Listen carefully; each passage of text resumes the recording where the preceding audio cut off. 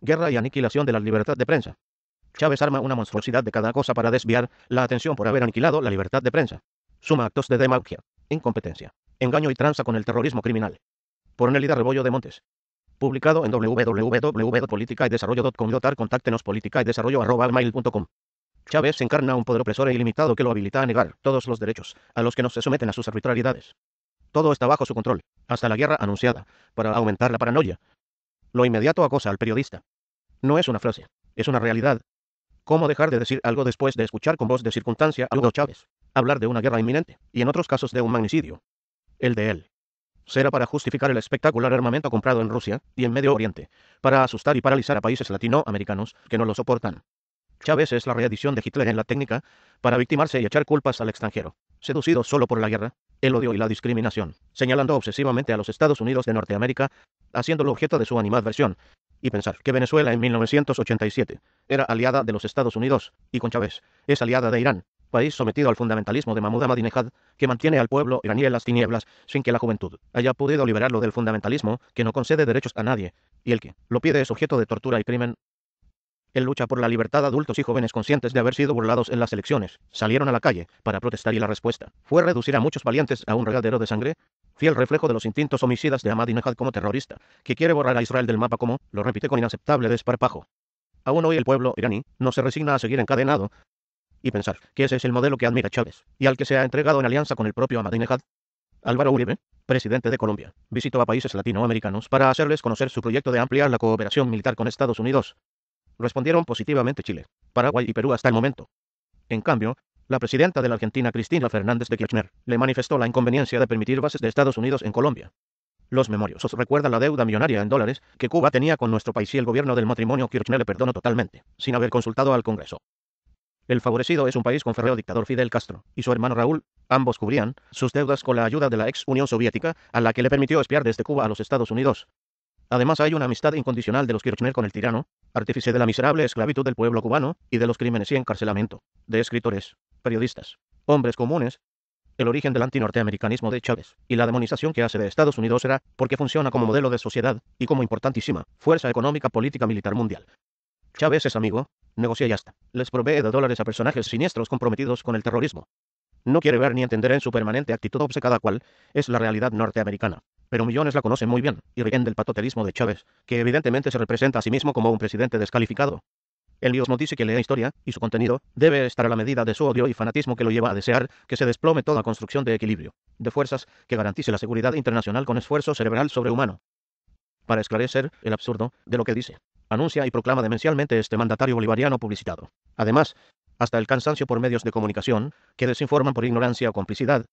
¿Cómo es posible que las nuevas y trágicas amenazas que proceden del terrorismo acumulen arsenales químicos, biológicos e incluso nucleares, sin respetar ningún tratado, ningún control y ningún raciocinio? Tampoco registran en las cumbres convocadas en nuestra región a los cómplices del terrorismo internacional y regional, que representan una nueva amenaza, sobre la cual Chávez y sus acólitos callan.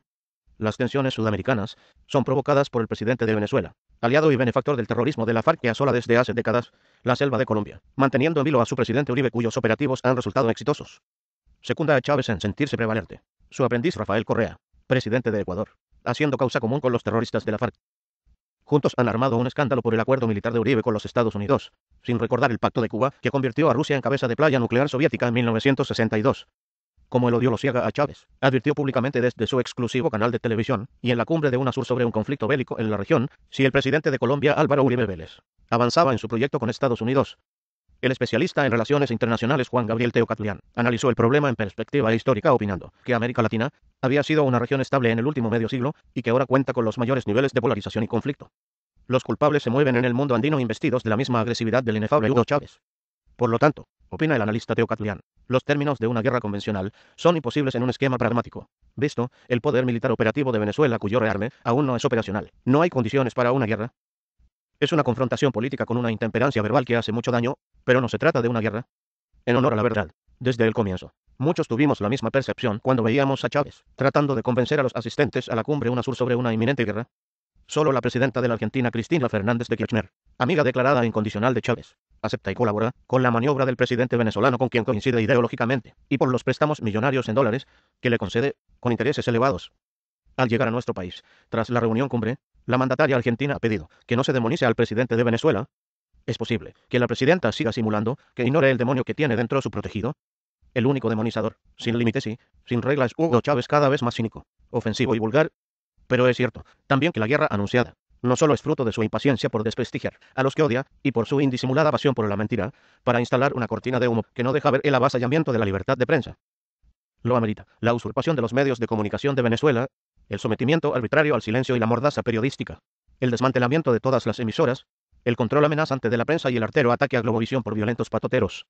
Cuando el poder se ejerce sin ley, sin control y sin freno, para que la vida, el honor, la libertad y los bienes de las personas queden supeditados a la autoridad omnímoda de un hombre irracional, que pretende perpetuarse en el poder. El régimen del gobierno es tiránico. La civilización ha ido estableciendo a través del tiempo derechos que nadie, incluso el gobernante, puede violar.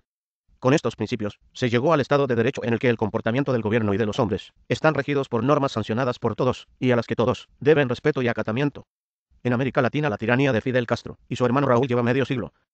Cuba languidece con el gobierno tiránico de los Castro, verdadero régimen de fuerza que padece los cubanos, víctimas de la crueldad de una de las peores tiranías. Este es el modelo elegido por Chávez y aceptado por la presidenta argentina, que no se aparta un ápice de lo que resuelve el colega venezolano dentro y fuera de ese país. El pueblo argentino observa la contradicción entre lo que dice y lo que hace, entre lo que promete en la ley y lo que ejecuta en la realidad el gobierno de nuestro país. Hugo Chávez debe aprender que la función periodística no puede ni debe ser influida por un espíritu estrecho con malas pasiones, ni por los prejuicios ni el fanatismo que resultan fatales para quienes están dedicados al bien público y a exponer el fraude, la malversación, la incompetencia en la conducción de los asuntos públicos. Los medios de comunicación frenan la tendencia de los gobiernos a la tiranía y, además, con las noticias y el examen crítico, ayudan al pueblo a reflexionar y a defenderse del despotismo gubernamental antes que sea demasiado tarde. Contáctenos política y desarrollo@gmail.com.